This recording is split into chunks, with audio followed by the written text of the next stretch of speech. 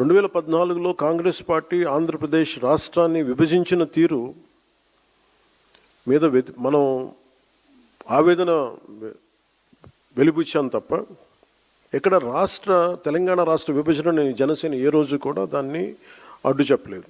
ఇది 2009 నుంచి నేను రిపీటెడ్గా చెప్తున్నా, this is my commitment and also Janasena's commitment for betterment of Telangana, for the statehood of Telangana.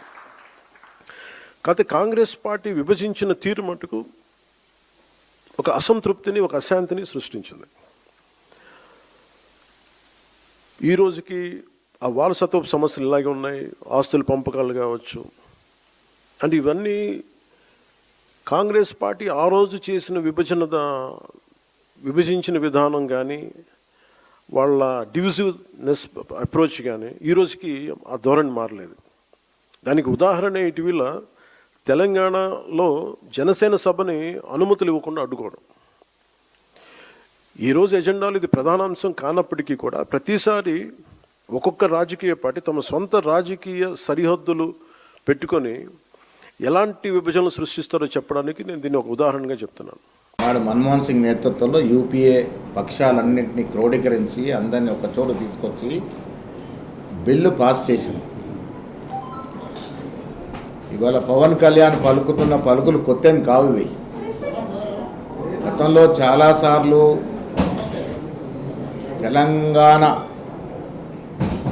ఆవిర్భావాన్ని స్వయాన ప్రధానమంత్రి మోడీ గారే విమర్శించినటువంటి పరిస్థితి, కించపరిచినటువంటి పరిస్థితి. ఆ తర్వాత అమిత్ షా గారు మాట్లాడినారు తెలంగాణని కించపరిచే విధంగా. అదే పలుకులు ఇవాళ పవన్ కళ్యాణ్ మాట్లాడుతూ ఉన్నాడు.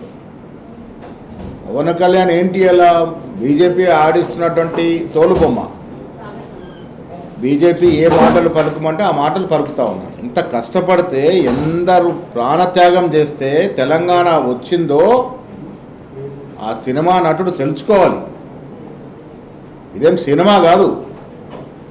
విచ్చలవిడిగా ఇష్టారాజ్యంగా తెలంగాణ గురించి మాట్లాడతానంటే సినిమా డైలాగులు కాదు నువ్వు మాట్లాడుతున్నవి.